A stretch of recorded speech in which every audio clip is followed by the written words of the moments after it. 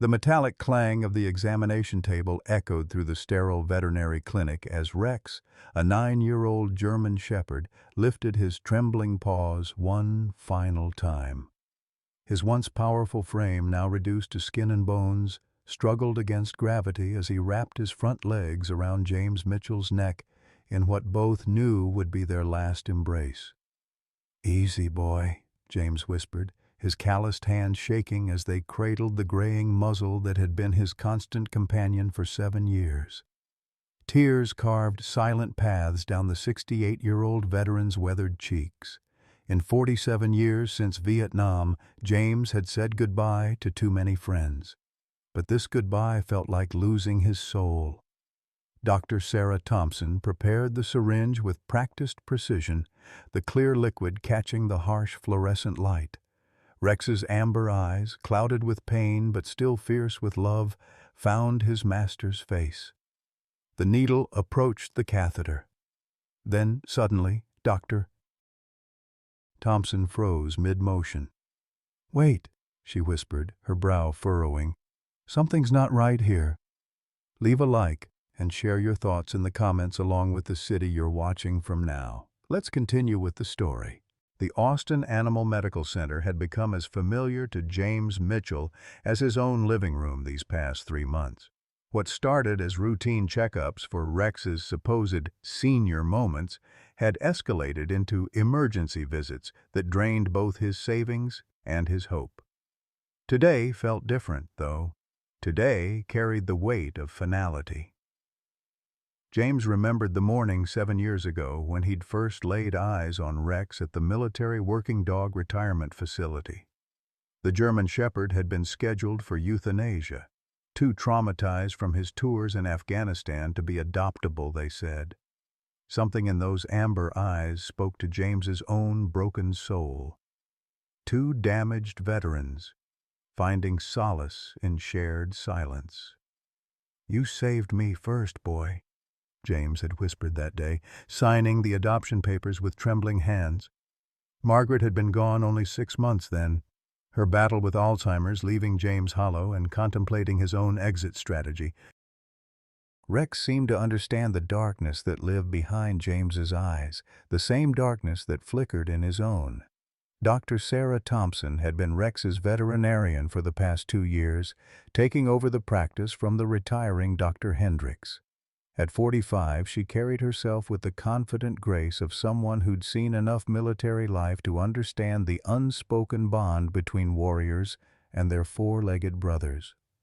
Her auburn hair was always pulled back in a practical ponytail, and her green eyes held a depth that suggested she'd witnessed her share of difficult goodbyes. "Mr. Mitchell," she'd said during their first meeting, "I can see this dog means everything to you." She was right. Rex had become James's anchor to the living world, the reason he got up each morning, the warm presence that kept the nightmares at bay.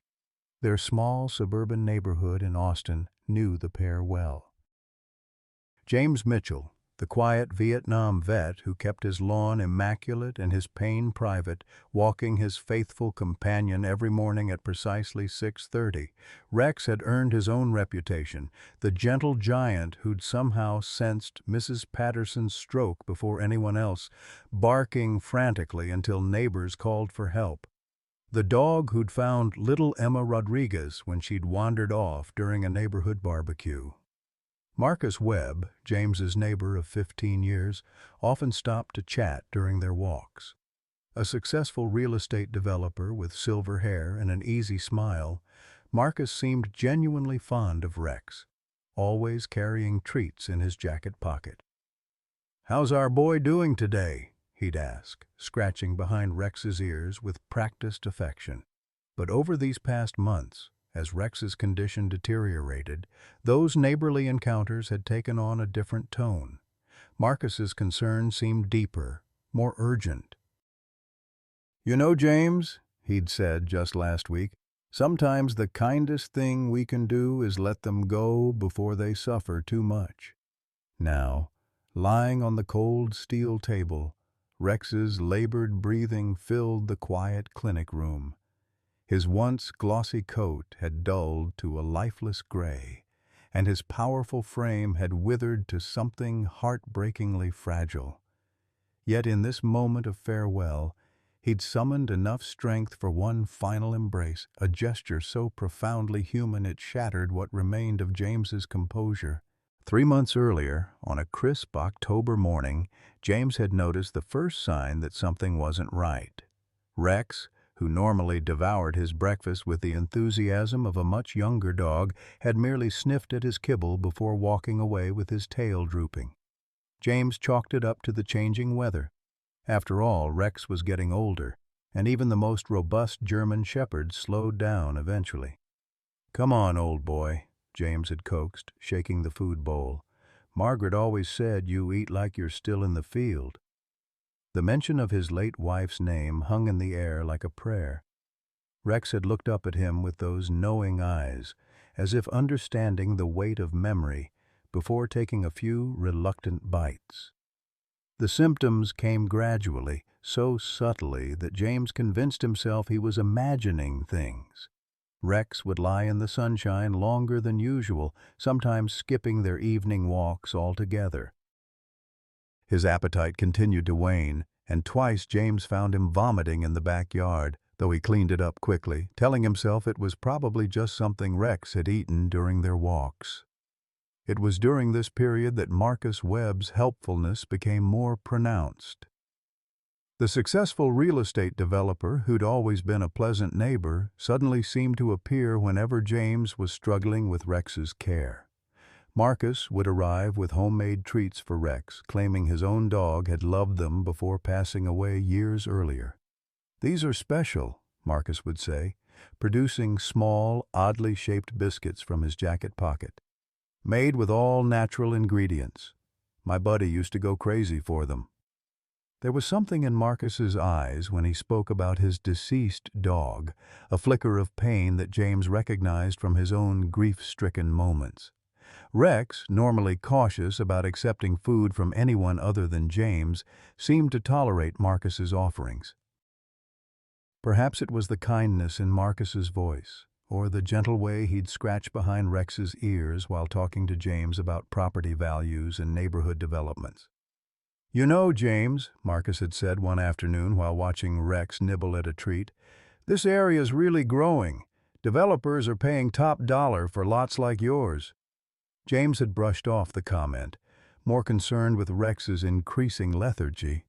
The dog who once bounded through the neighborhood like a young pup now moved with careful, measured steps. His breathing became more labored, especially after any exertion, and his once bright eyes began to develop a glassy quality that reminded James too much of Margaret's final months. The night James found Rex collapsed in the hallway, barely conscious and struggling to breathe, he knew he couldn't deny the truth any longer.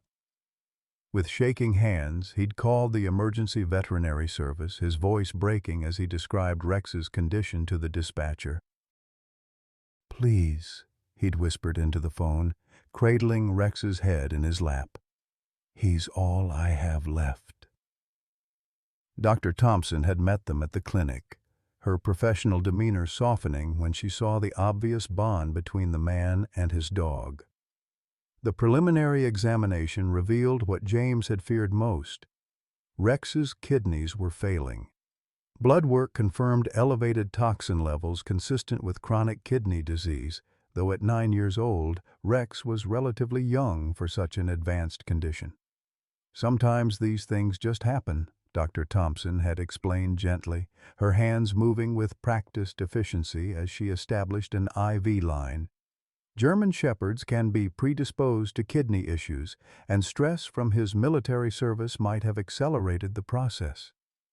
James had nodded, accepting the diagnosis even as something nagged at the back of his mind.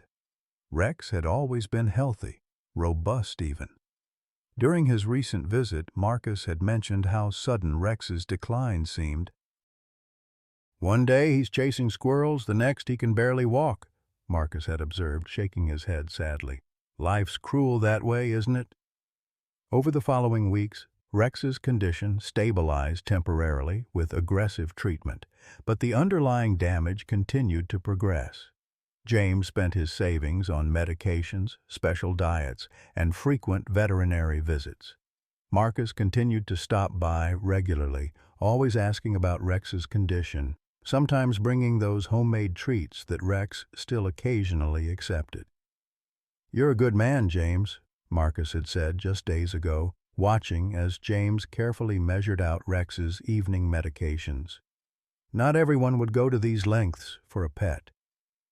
There was something odd in Marcus's tone, a mixture of admiration and what might have been guilt, though James was too exhausted by his vigil to notice. The morning they'd rushed Rex to the clinic for what Dr. Thompson warned would likely be the final time, Marcus had been in his front yard, watering plants that didn't seem to need watering. He'd watched them load Rex into James's truck with an expression James couldn't quite read. Was it sadness or something else entirely? Now, as Rex lay dying on the examination table, James wondered if he'd missed something important. The progression had seemed so natural, so inevitable. But Rex's final embrace felt like more than goodbye. It felt like forgiveness. The morning had started like any other in their carefully orchestrated routine. James woke at 5:30, as he had every day since returning from Vietnam, his internal clock more reliable than any alarm. Rex usually greeted him at the bedside, tail wagging softly, ready for their morning constitutional around the neighborhood. But that morning, Rex hadn't moved from his bed in the corner. "Come on, boy," James had whispered, kneeling beside the large dog bed that Margaret had insisted on buying despite its ridiculous price. "Just a short walk today." Rex had lifted his head with tremendous effort, those amber eyes looking directly into James's soul with an expression that seemed to say, "I'm trying, but I don't think I can anymore." The walk that usually took 30 minutes had lasted barely 5. Rex had made it to the corner before his legs gave out, and James had to carry all 90 pounds of him back to the house, his own aging joints protesting with every step. That's when he knew. That's when the terrible certainty settled in his chest like a stone. The drive to Austin Animal Medical Center felt like a funeral procession. Rex lay across the back seat, his breathing shallow and labored, occasionally lifting his head to look at James in the rearview mirror. "We're going to get you fixed up, buddy," James had lied, his knuckles white on the steering wheel. "Dr. Thompson's going to take good care of you." But even as he spoke the words, James knew they weren't true. He'd seen enough death in Vietnam to recognize its approach. The way Rex's eyes had begun to glaze, the way his breathing had become irregular, the way his body seemed to be shutting down system by system, these were the signs James had hoped never to see again. Dr. Thompson had taken one look at Rex and immediately ushered them into the examination room. Her usual professional composure couldn't quite mask the concern in her green eyes as she began her assessment. Tommy Rodriguez, the young veterinary assistant, helped lift Rex onto the stainless steel table that had seen too many last goodbyes. "His kidney function has deteriorated significantly since last week," Dr. Thompson said after reviewing Rex's most recent blood work. "The toxin levels in his system are, well, they're incompatible with quality of life." She spoke with the gentle directness that James appreciated. No false hope, no meaningless platitudes. James had nodded, his throat too tight to speak. He'd been preparing for this moment for weeks, but preparation meant nothing when faced with the reality. Rex was dying, and there was nothing James could do to stop it. "We can try more aggressive treatment," Dr. Thompson continued, her hand resting gently on Rex's side. "But at this stage, with his age and the extent of the damage, we'd likely only be prolonging his suffering." The words hung in the air like a death sentence. "How long?" James managed to ask, his voice barely above a whisper. "Hours, maybe a day or two at most. And those wouldn't be comfortable hours." Dr. Thompson's eyes met his with compassion born of experience. Sometimes the kindest thing we can do is help them pass peacefully, without pain. James felt the familiar weight of impossible decisions settling on his shoulders. In Vietnam, he'd made split-second choices that meant life or death for his squad. But this felt different, more personal, more devastating. Rex wasn't a soldier under his command. Rex was family. Rex was the last living connection to the happier parts of his life with Margaret. "I need a moment," James said, his voice cracking. Dr. Thompson nodded and quietly left the room with Tommy, giving them privacy for what might be their final conversation. James leaned over the table, pressing his forehead against Rex's. The dog's fur still carried that familiar scent, a mixture of sunshine and loyalty that had become as essential to James as breathing. "I'm sorry, boy," he whispered. "I'm so damn sorry I couldn't fix this." Rex's response was to summon what little strength remained and lift his front paws, wrapping them around James's neck in an embrace that felt impossibly human. It was a gesture Rex had done countless times before. When James woke screaming from nightmares, when the anniversary of Margaret's death left him catatonic with grief, when the loneliness threatened to consume him entirely. Rex had always known exactly when James needed that physical reminder that he wasn't alone in the world. But this embrace felt different. This felt like gratitude, like forgiveness, like goodbye, all wrapped into one devastating moment.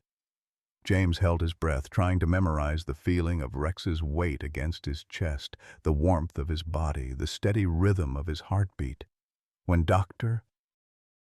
Thompson returned, James was ready. "Make it peaceful," he said, not trusting himself to say more. She nodded, preparing the injection with careful precision. "This will be very quick," she assured him. "He won't feel any pain." James positioned himself so that Rex could see his face, could hear his voice right until the end. "You've been the best friend a man could ask for," he whispered, stroking Rex's head with hands that had stopped shaking. "Go find Margaret, boy. Tell her I miss her every day." Dr. Thompson approached with the syringe, her movements slow and respectful. Rex's eyes remained fixed on James, trusting completely even in these final moments. The needle approached the IV catheter that would deliver Rex to peace. And then, just as the needle was about to find its mark, Dr. Thompson stopped. Her brow furrowed as she leaned closer to Rex, inhaling sharply. Her green eyes widened with sudden realization. "Mr. Mitchell," she said, setting the syringe aside completely, "I need to ask you something very important. Has Rex been eating anything unusual lately? Anything that might have a sweet smell?" Dr. Thompson's question hung in the air like an accusation James didn't understand. "Sweet smell?" he repeated, confusion replacing the grief that had consumed him moments before. "What do you mean?" "Rex's breath," Dr. Thompson said, leaning closer to the dog's muzzle and inhaling carefully. "There's a distinct, sweet odor that's not consistent with kidney failure."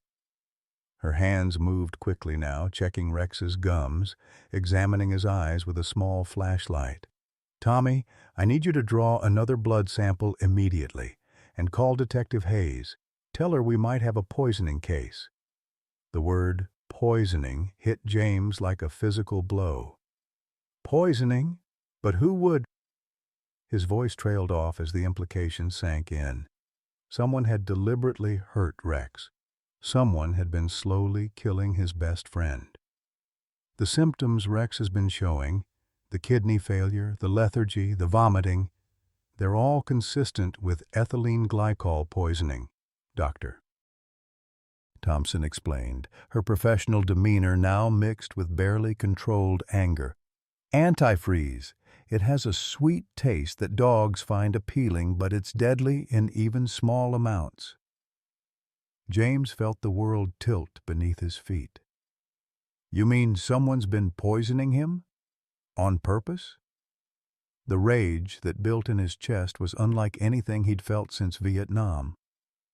Who would do such a thing? Dr. Thompson was already moving, instructing Tommy to prepare activated charcoal and IV fluids for emergency treatment. We need to act fast. If I'm right and we start treatment immediately, there's a chance we can save him. But I need you to think, Mr. Mitchell. Has anyone had access to Rex recently? Anyone who might have fed him treats or had opportunity to leave out poisoned food? As Tommy worked to establish new IV lines and begin emergency treatment, James's mind raced through the past few months.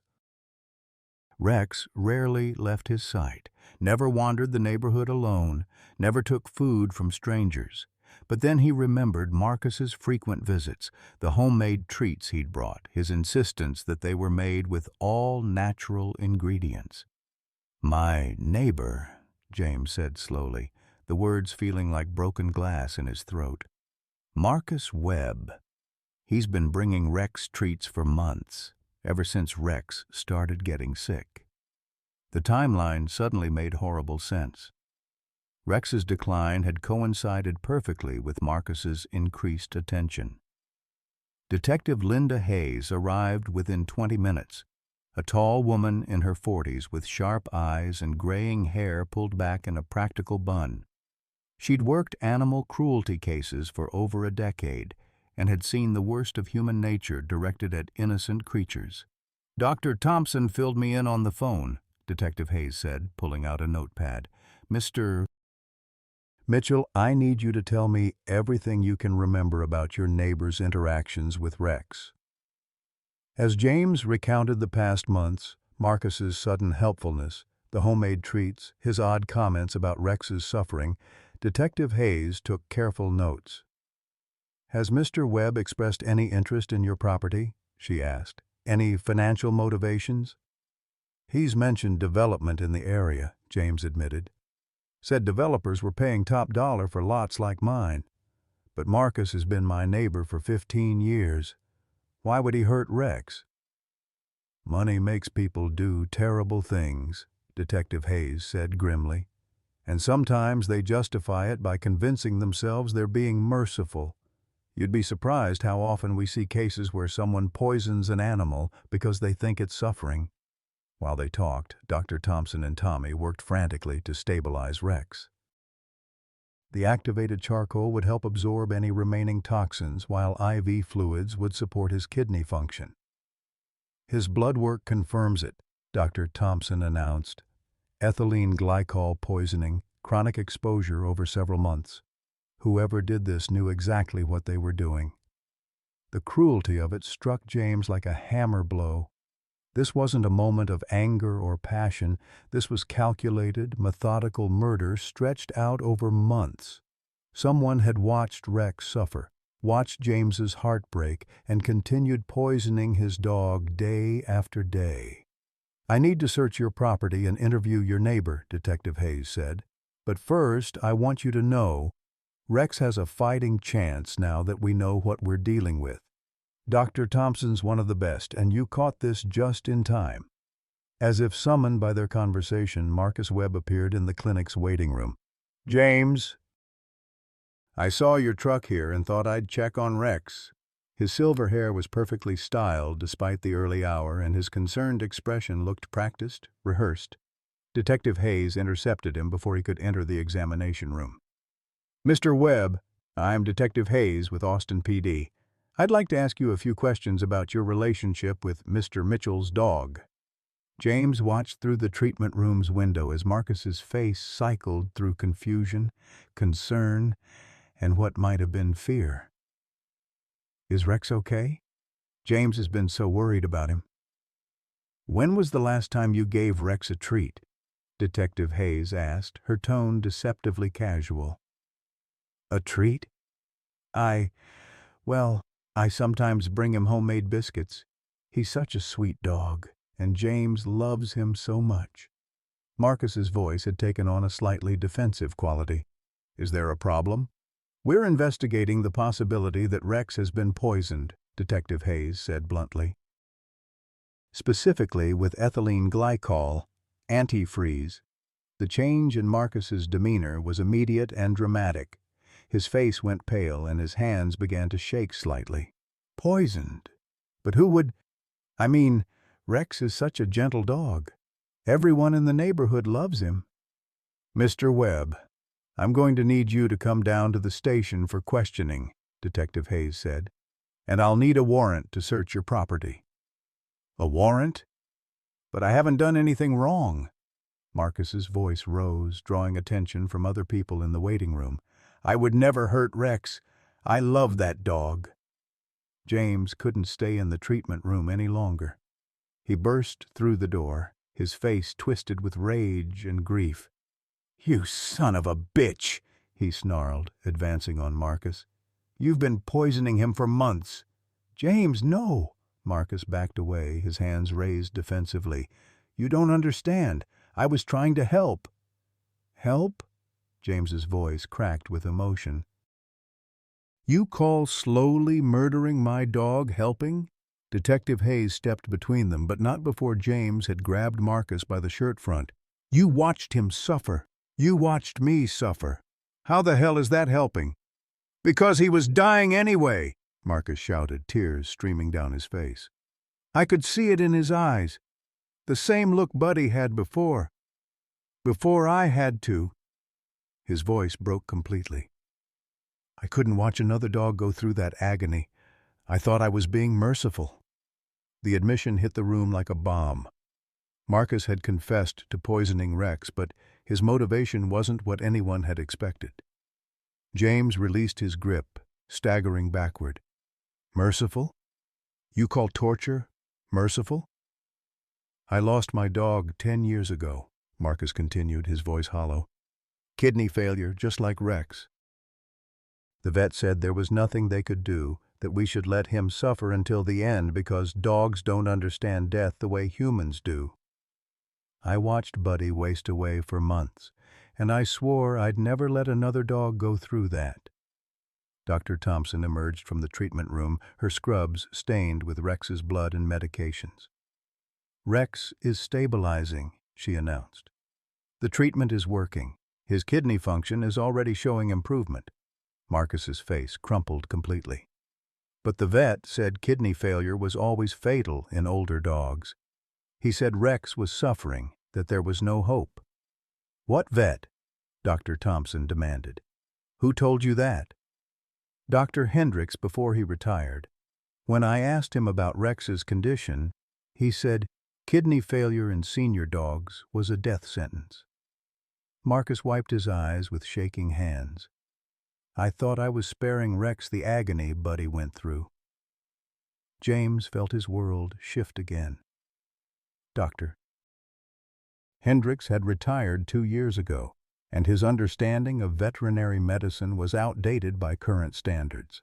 Modern treatments for kidney disease in dogs had advanced significantly, offering hope where there had been none before.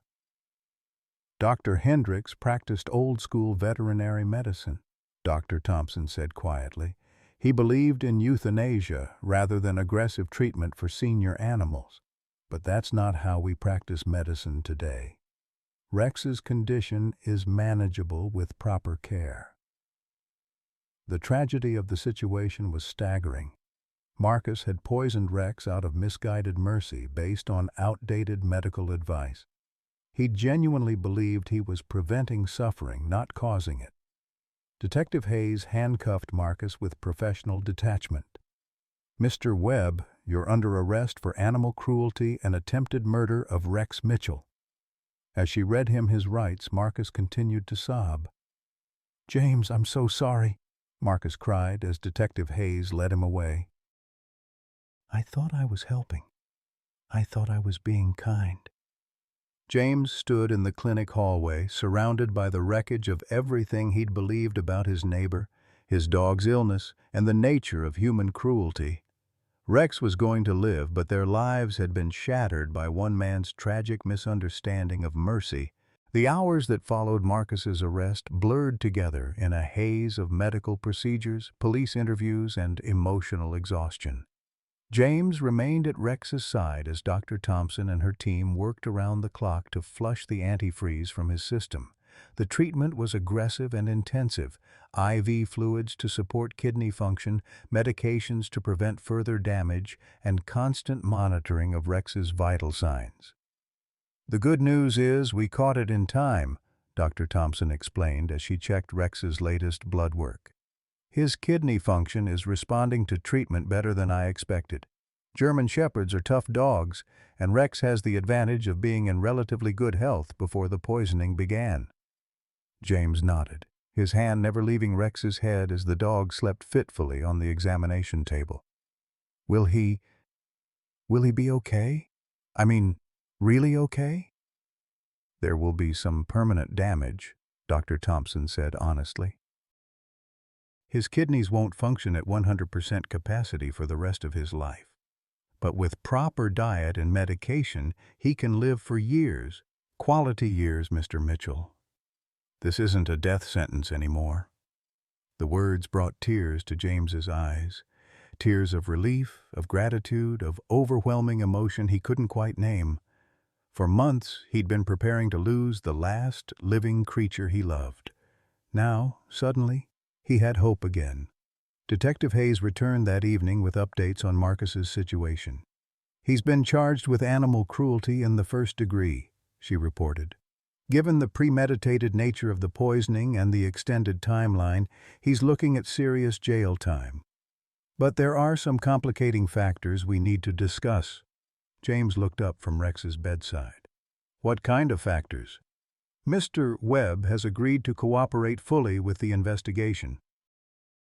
He's provided a detailed confession and has agreed to pay all of Rex's medical expenses." Detective Hayes consulted her notes. "He's also requesting a psychiatric evaluation. His attorney is arguing that his actions were the result of unresolved trauma from his own dog's death." "Trauma?" James's voice was sharp with anger. "He traumatized me and Rex for months." "I understand your anger, Mr. Mitchell, but there's more to this story than we initially realized." Detective Hayes pulled out a file folder. "We executed a search warrant on Mr. Webb's property today. We found the antifreeze, as expected, but we also found something else." She showed James a photograph of Marcus's home office. The walls were covered with pictures of a golden retriever, medical records, and what appeared to be a detailed timeline of the dog's final illness. "His dog Buddy died of kidney failure 10 years ago. Mr. Webb kept meticulous records of every symptom, every treatment, every moment of suffering. It appears he's been reliving that trauma for a decade." James studied the photographs, his anger beginning to mix with something he didn't want to feel: pity. The office looked like a shrine to grief, a monument to one man's inability to let go of a devastating loss. "We also found this," Detective Hayes continued, producing a journal with worn pages. "Mr. Webb has been keeping a diary about Rex's condition. Listen to this entry from 2 months ago." She began to read. "Rex looked tired today during his walk with James. I can see the same look in his eyes that Buddy had when the pain became too much. James loves that dog so much. I can't bear to watch him go through what I went through. There has to be a better way." The words hit James like a physical blow. Marcus hadn't been acting out of malice or greed. He'd been trying to spare James the agony he'd endured with his own dog's death. Yeah, it was twisted, wrong, criminal, but it wasn't evil in the way James had imagined. "So what happens now?" James asked. "That's partly up to you," Detective Hayes said. "The district attorney's office is willing to consider a plea bargain if you're open to it. Mr. Webb could receive probation and mandatory psychiatric treatment instead of prison time, contingent on his paying Rex's medical bills and attending therapy for his unresolved grief." James looked down at Rex, who was beginning to show signs of waking up for the first time in hours. The dog's tail gave a weak wag when he saw James's face, and those amber eyes, clearer now than they'd been in weeks, focused on his master with unmistakable love. "I need time to think," James said. Dr. Thompson approached with another update. Rex's kidney function has improved dramatically in just the last 6 hours. The toxins are clearing his system faster than we hoped. I think we can move him to a regular recovery room tomorrow. As if understanding the conversation, Rex lifted his head slightly and made a soft whimpering sound, not of pain but of recognition. James leaned down, and Rex managed to lift one paw to touch his master's hand. "Hey there, buddy," James whispered, his voice thick with emotion. "You scared me there for a while." Tommy Rodriguez, who had been monitoring Rex throughout the day, smiled broadly. "He's been asking for you every time he wakes up. Well, as much as a dog can ask. His tail hasn't stopped wagging when he sees you." That night, James slept in the chair beside Rex's recovery kennel, unwilling to leave his dog's side. He dozed fitfully, waking every time Rex stirred or made a sound. Around 3 in the morning, he was startled awake by a gentle touch on his shoulder. "Mr. Mitchell." Dr. Thompson stood beside him, looking tired but oddly emotional. "I'm sorry to wake you, but there's something I need to tell you. Something I should have told you sooner." James sat up, immediately alert. "Is Rex okay?" "Rex is fine. This is about my father." Dr. Thompson pulled up another chair and sat down facing him. "My father was Sergeant David Thompson. He served in Vietnam with the 173rd Airborne Brigade." The name hit James like a lightning bolt. "Dave Thompson? Medic Thompson from Charlie Company? You knew him?" Dr. Thompson's eyes filled with tears. "Know him? Jesus Christ, he saved my life." James's voice was barely a whisper. "March 15th, 1968, near Dong Tam. I took shrapnel from a mortar round and your father dragged me to safety under heavy fire. He died 3 days later when our position was overrun." Dr. Thompson nodded, tears flowing freely now. "He wrote about you in his letters home. James Mitchell from Texas, the mechanic who kept all their vehicles running. He said you were one of the bravest men he'd ever known." James felt the world shift around him again. The veterinarian who had saved Rex's life was the daughter of the medic who had saved his own life 55 years ago. The coincidence was too profound to ignore, too meaningful to dismiss as chance. "I've been looking for you for years," Dr. Thompson continued. "My father's letters mentioned several soldiers by name, and I've made it my mission to find them, to thank them for serving with him.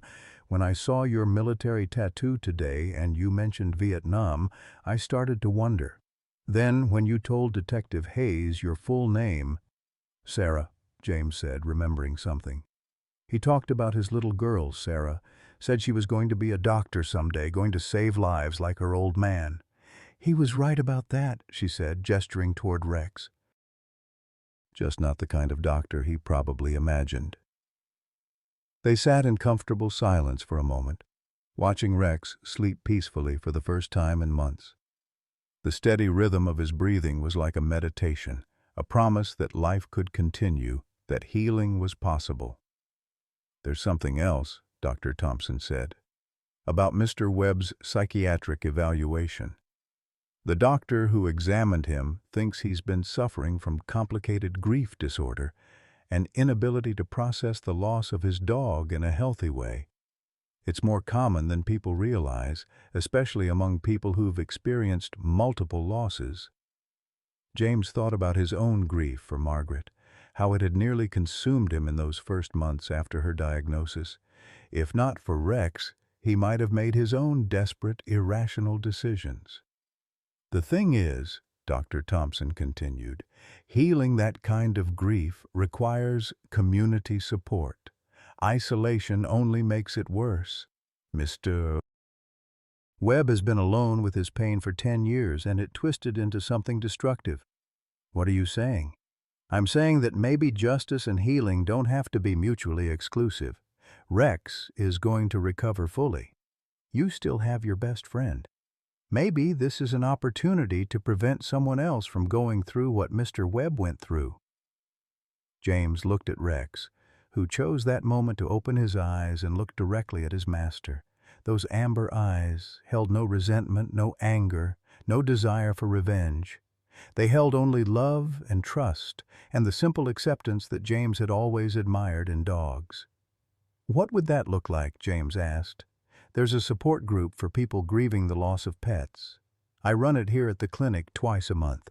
Mr. Webb could be required to attend as part of his plea agreement, along with individual therapy. And maybe you could consider attending too. Not for Mr. Webb's sake, but for your own. James realized he'd never properly grieved Margaret's loss, had never processed his own trauma in a healthy way. He'd simply transferred all his emotional energy to Rex, making his dog responsible for his entire emotional well-being. It wasn't fair to Rex, and it wasn't healthy for either of them. "I'll think about it," James said. Rex stirred in his kennel, lifting his head to look at both humans.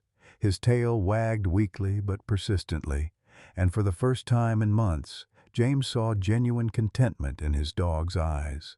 The crisis had passed, the danger was over, and healing could begin.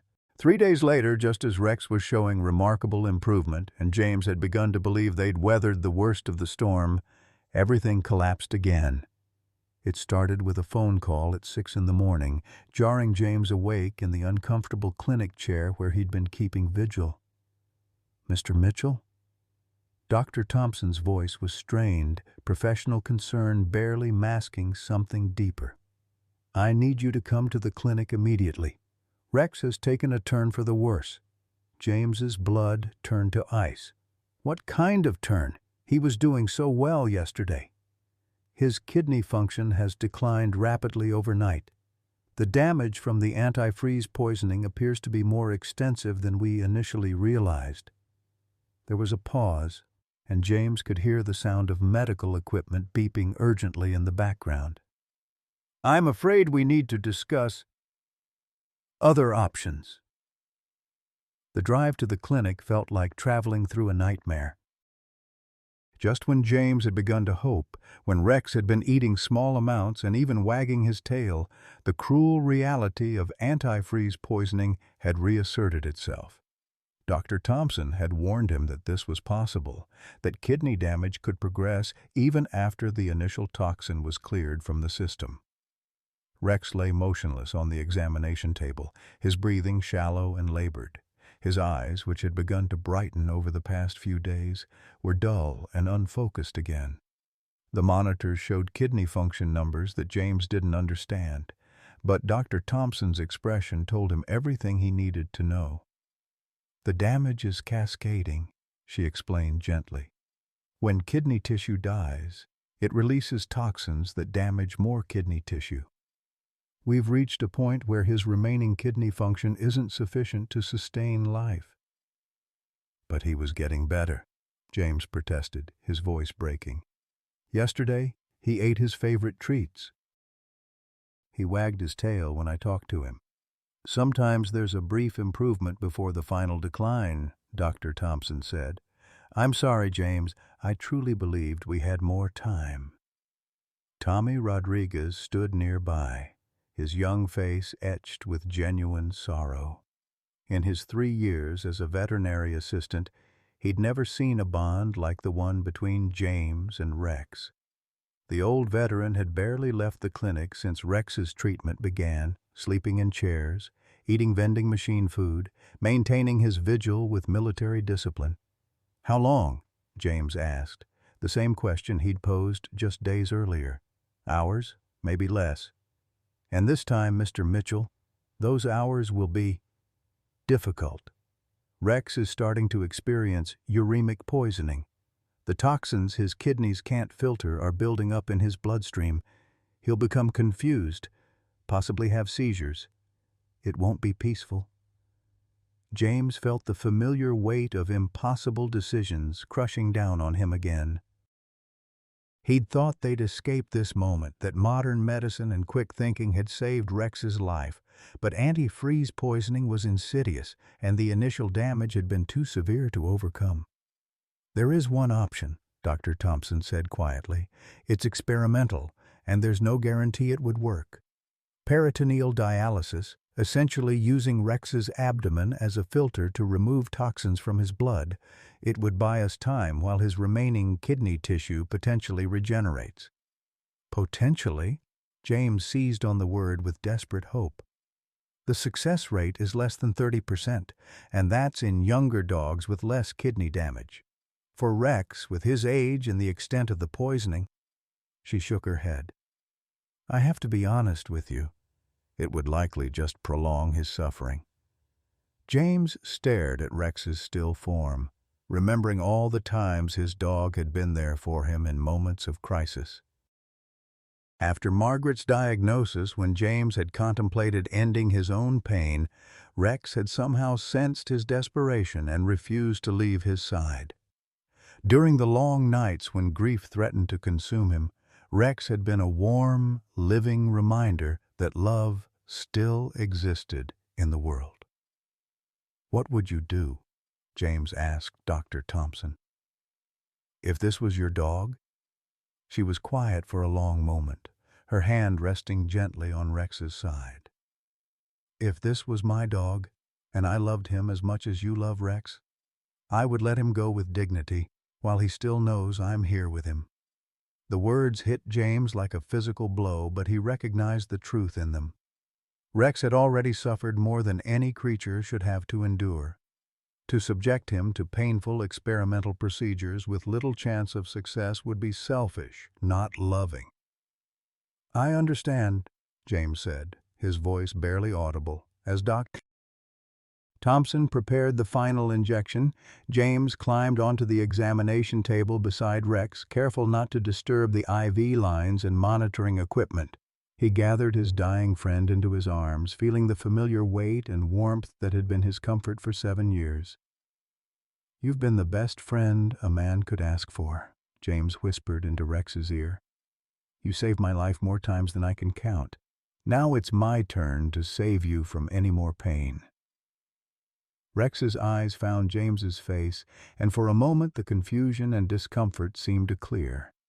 His tail moved slightly, not quite a wag, but an acknowledgement that he heard and understood.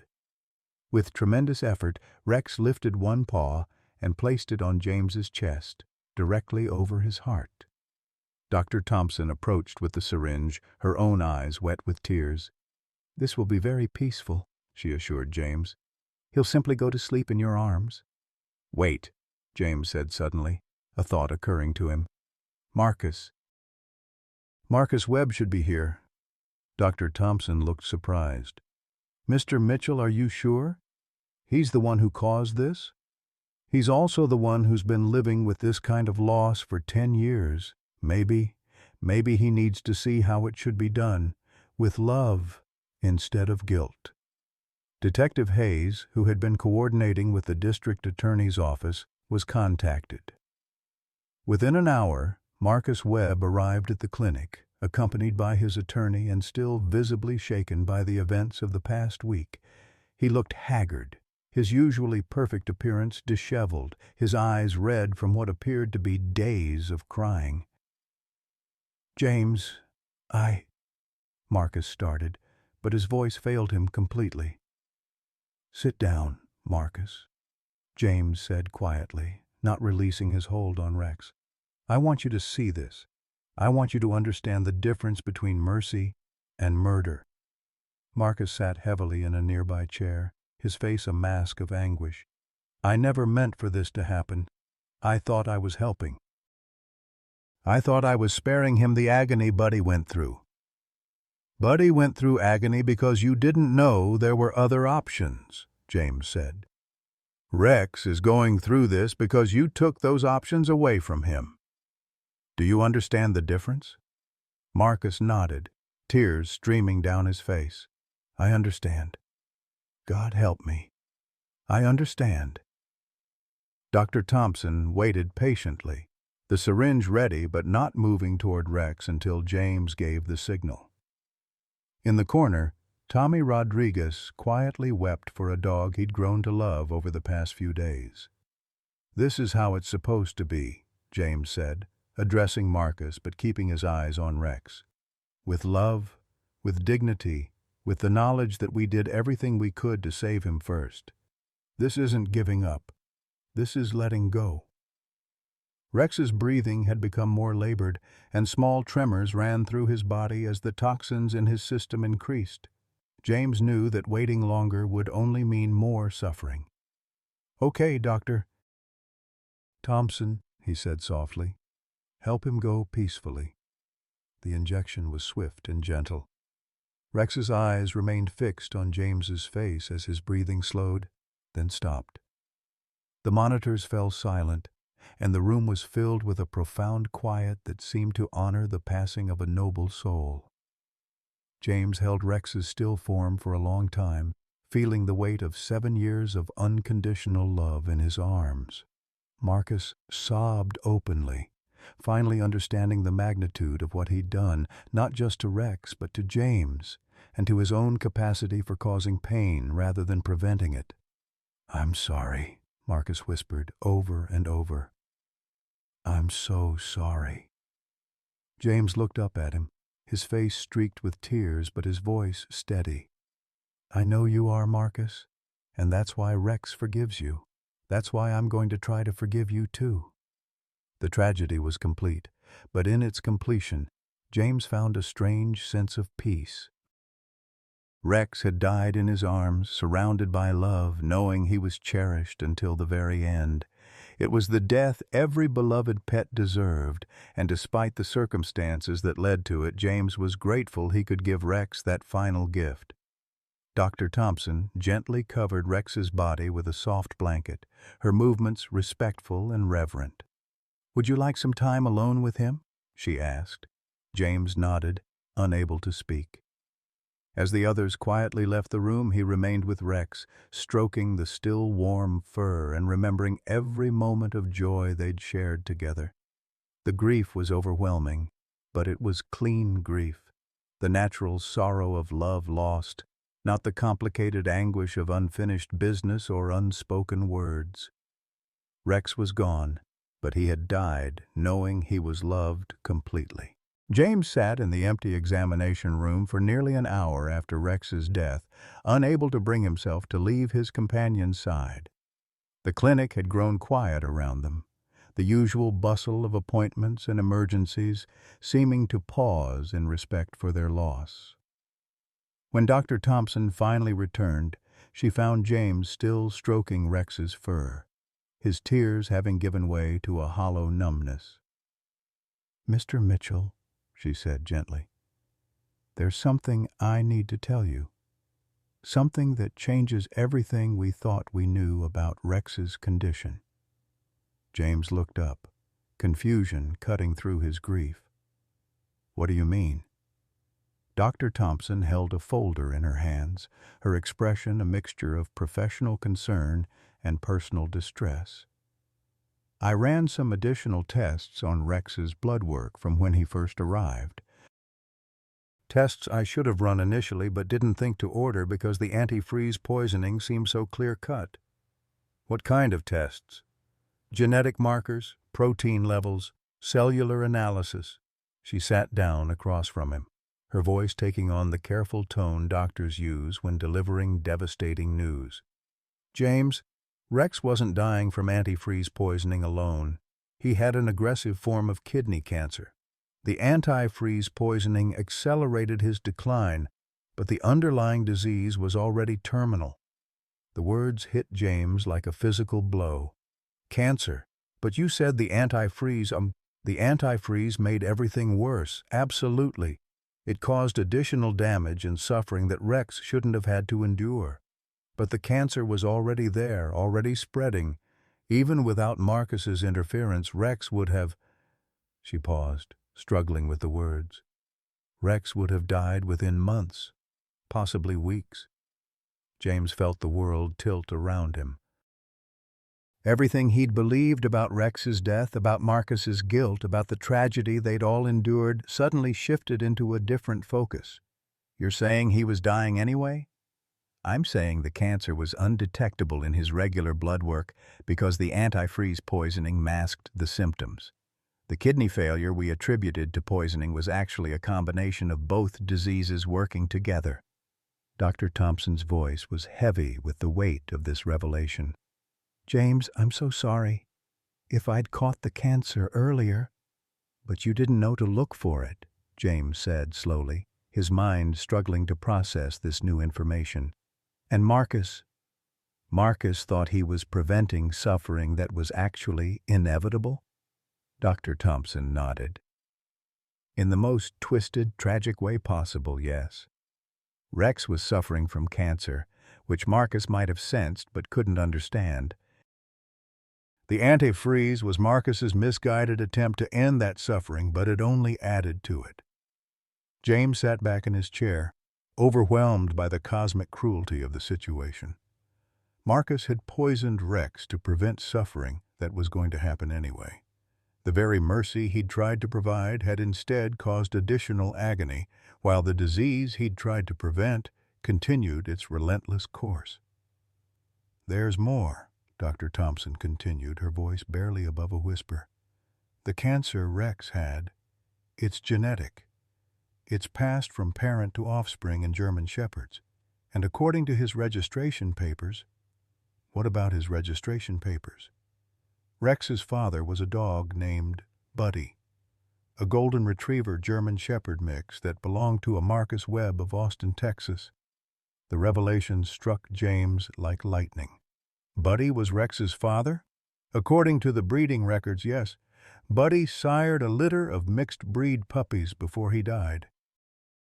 Rex was one of those puppies, though the adoption paperwork didn't include that information when you got him from the military facility.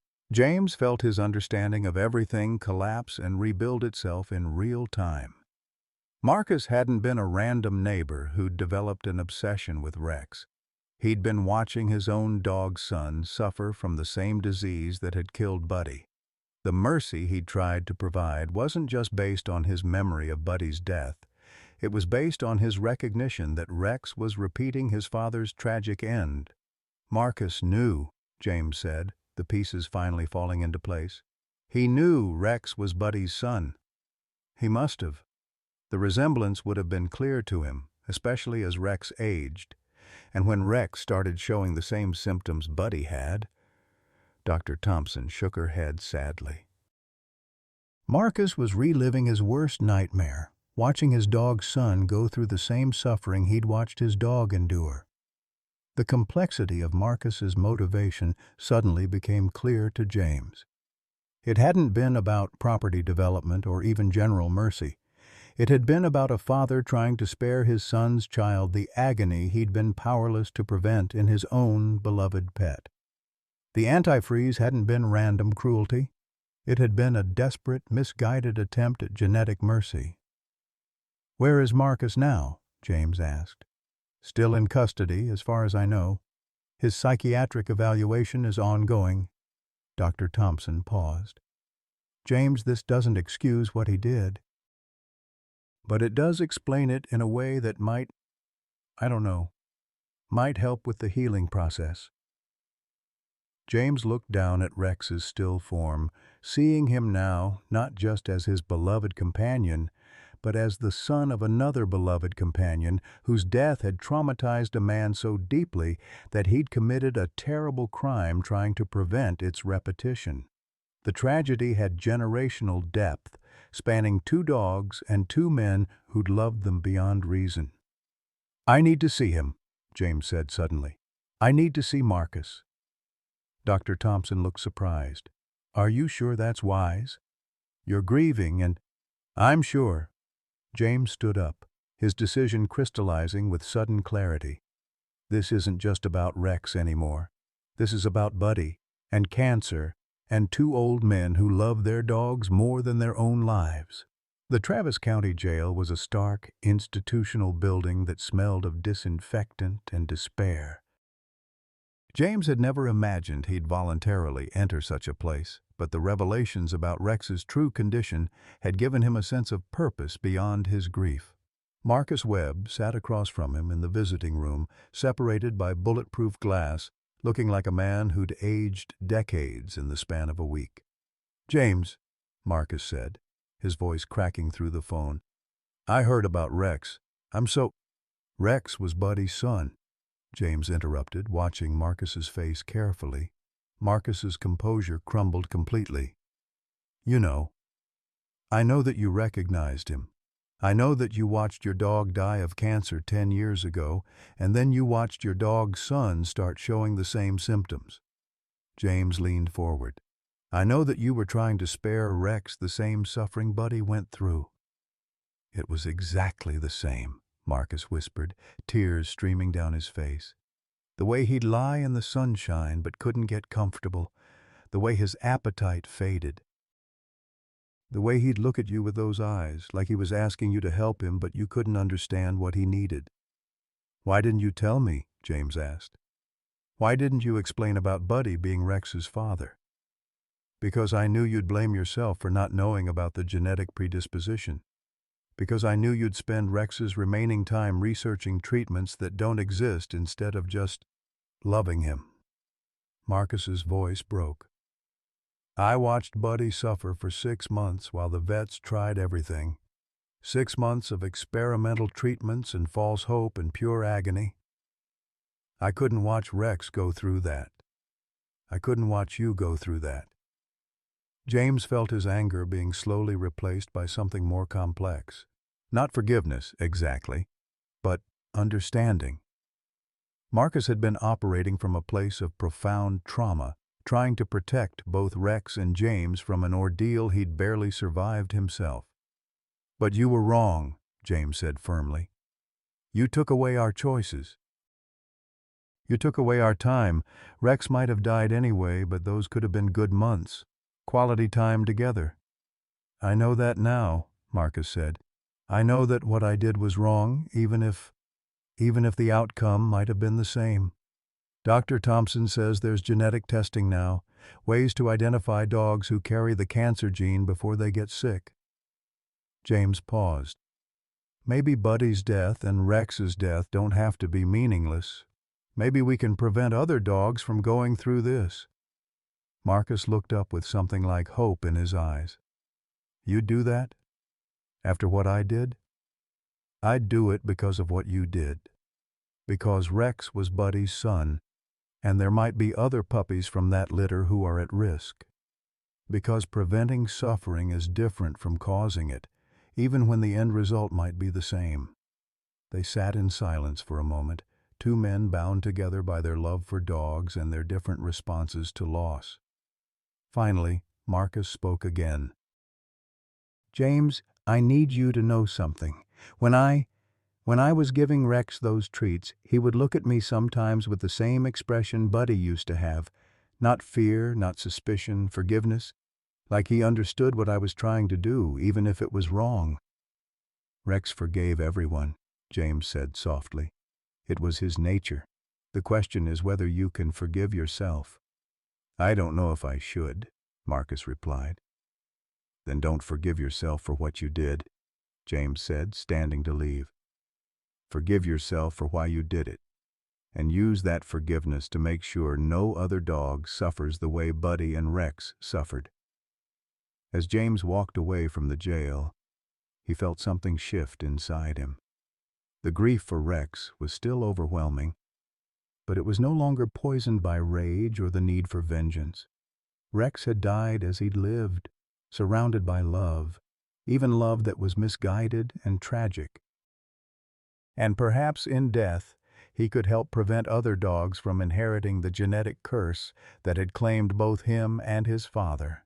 The truth had set them all free, even as it bound them together in a new understanding of loss, love, and the complex ways humans try to protect what they cherish most. 6 months later, James Mitchell stood in the bright morning sunshine outside the Austin Animal Medical Center, watching as Dr. Sarah Thompson carefully lifted a small German Shepherd puppy from the passenger seat of his truck. The puppy, barely 8 weeks old, had the same intelligent amber eyes that had captivated James and Rex. But there was something lighter about this little one. A playfulness that Rex had possessed before cancer and antifreeze poisoning had stolen his vitality. His genetic test came back clear, Dr. Thompson said, cradling the puppy against her chest. No markers for the kidney cancer that claimed Rex and Buddy. He's going to live a long, healthy life. James reached out to stroke the puppy's soft fur, marveling at how something so small could carry such enormous significance. This wasn't just any puppy. This was Rex's half-brother, another son of Buddy, found through the breeding records that Marcus had helped them track down. When they'd located the family who owned Rex's littermate, they discovered that she'd had a final litter before being spayed. This puppy represented hope emerging from tragedy. "What are you going to name him?" Dr. Thompson asked. "Hope," James said without hesitation. "His name is Hope." The past 6 months had transformed all their lives in ways none of them could have predicted. Marcus Webb had been sentenced to 2 years of probation, community service, and mandatory psychological counseling. But more importantly, he'd become James's unlikely partner in establishing the Buddy and Rex Foundation, a nonprofit organization dedicated to genetic testing and cancer research in German Shepherds. "You know, Doctor," Thompson said, watching Hope investigate his new surroundings with typical puppy enthusiasm, "when my father wrote home from Vietnam about the soldiers in his unit, he always said that the best people were the ones who could find purpose in their pain." James smiled, remembering the letter she'd shown him, faded pages where Sergeant David Thompson had written about Jimmy Mitchell, the mechanic who keeps us all running, both our vehicles and our spirits. The cosmic connection between James and Dr. Thompson had deepened their friendship beyond the bounds of veterinarian and client. She'd become the daughter he'd never had, while he'd become the connection to her father she'd always yearned for. "Your dad was right about that," James said. "Though I'll admit, 6 months ago I didn't think I'd ever find purpose in anything again." The foundation had already funded genetic testing for over 200 German Shepherds across Texas, identifying 37 dogs who carried the cancer markers. Those dogs were now part of an early intervention program that Dr. Thompson had helped design, combining preventive care with experimental treatments that could potentially delay or prevent the onset of kidney cancer. Marcus had thrown himself into the Foundation's work with the fervor of someone seeking redemption. His real estate connections had helped them secure funding and publicity, while his first-hand experience with canine kidney cancer made him an effective advocate for genetic testing. The man who had once caused suffering was now dedicated to preventing it. "James!" a familiar voice called out. Marcus Webb approached from the parking lot, carrying a box of promotional materials for their upcoming awareness event. He looked healthier than he had in months, his face no longer bearing the haunted expression that had marked him since Rex's death. Therapy had helped him process not just his guilt over poisoning Rex, but his unresolved grief over Buddy's death. "How's our newest recruit?" Marcus asked, gently scratching Hope's ears. The puppy responded with enthusiastic tail wagging, showing none of the wariness that Rex had initially displayed around Marcus. "Dr. Thompson says he's perfect," James replied. "Healthy as a horse and twice as energetic." Marcus smiled, but James could see the mixture of joy and sorrow in his eyes. Every interaction with Hope reminded Marcus of both Buddy and Rex, of love and loss intertwined in ways that couldn't be separated. "I brought the final arrangements for Saturday's event," Marcus said, handing James a folder. "We've got 47 dogs registered for free genetic testing, and 3 local news stations confirmed to cover the story." The monthly testing events had become the Foundation's signature program. Pet owners could bring their German Shepherds for free genetic screening, health assessments, and education about hereditary diseases. Each event was held in Rex's memory, with his photo prominently displayed alongside Buddy's. "There's something else," Marcus continued, his voice taking on a more serious tone. "I heard from the district attorney's office this morning. They're officially closing the case against me, and my record will be sealed due to the circumstances and my cooperation with the investigation." James nodded. The legal resolution had been complicated, involving questions about mental health, intent, and the unexpected revelation about Rex's underlying cancer. In the end, justice had been served not through punishment but through transformation, Marcus's evolution from someone who caused suffering to someone who prevented it. Dr. Thompson emerged from the clinic with a small bag of puppy supplies. "I've got Hope's vaccination schedule, his feeding instructions, and my direct phone number in case you have any concerns. Though honestly, James, I think you're going to be a wonderful dog parent again." "I never thought I'd want another dog," James admitted, watching Hope explore the grass with boundless curiosity. Rex seemed irreplaceable. "He was irreplaceable," Dr. Thompson said gently.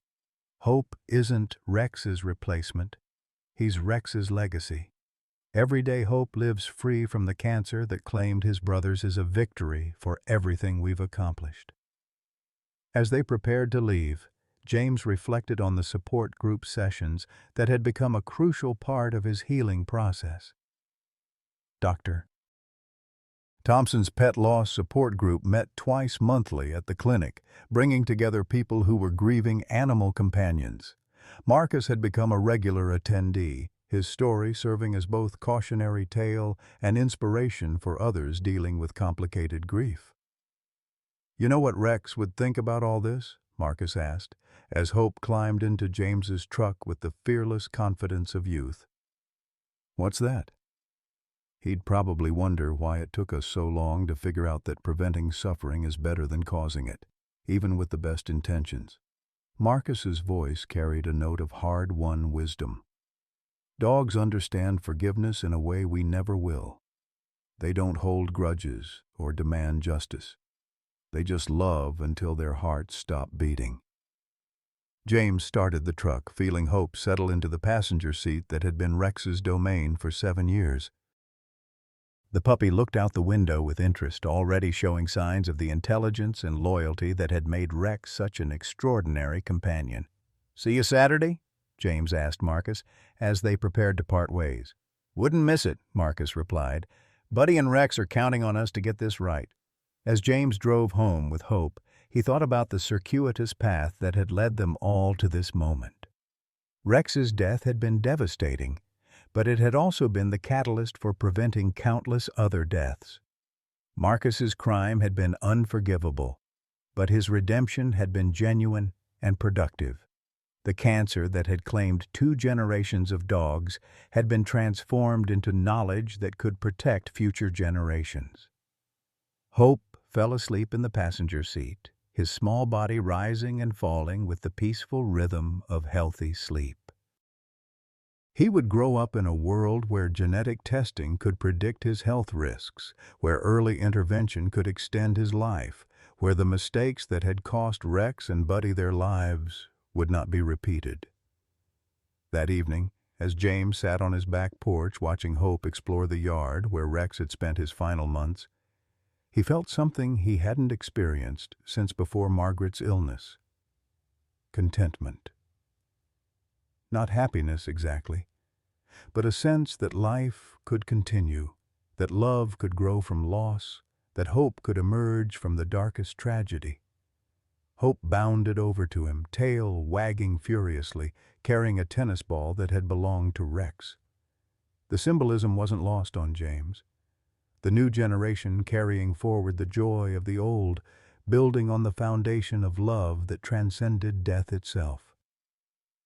"Good boy, Hope," James said, throwing the ball across the yard. "Rex would be proud. Sometimes life breaks us so completely that we think we'll never find our way back to joy." James Mitchell knew that darkness, losing his wife to Alzheimer's, nearly losing his beloved German Shepherd Rex to a neighbor's misguided mercy, facing the crushing loneliness that so many of us over 50 understand all too well. But here's what James discovered in his darkest hour. Healing doesn't mean forgetting our pain. It means transforming it into something beautiful. When Rex passed away, James could have chosen bitterness, revenge, or the kind of isolation that swallows so many seniors whole. Instead, he chose to honor his grief by preventing other families from experiencing the same loss. The Buddy and Rex Foundation now saves countless dogs through genetic testing, turning tragedy into triumph. And Little Hope, Rex's half-brother, proves that love doesn't end. It evolves, grows, and creates new chapters we never saw coming. At 68, James learned that our greatest heartbreaks can become our most meaningful purpose. Sometimes the very thing that destroys us also plants the seeds of our rebirth. Your pain has a purpose, your grief has gifts to give, and your story isn't over. It's just beginning a new chapter, filled with unexpected hope. What moment in your life taught you that pain could become purpose? Have you ever discovered unexpected hope emerging from your deepest grief? Please share your story in the comments below. Your experience might be exactly what someone else needs to hear today.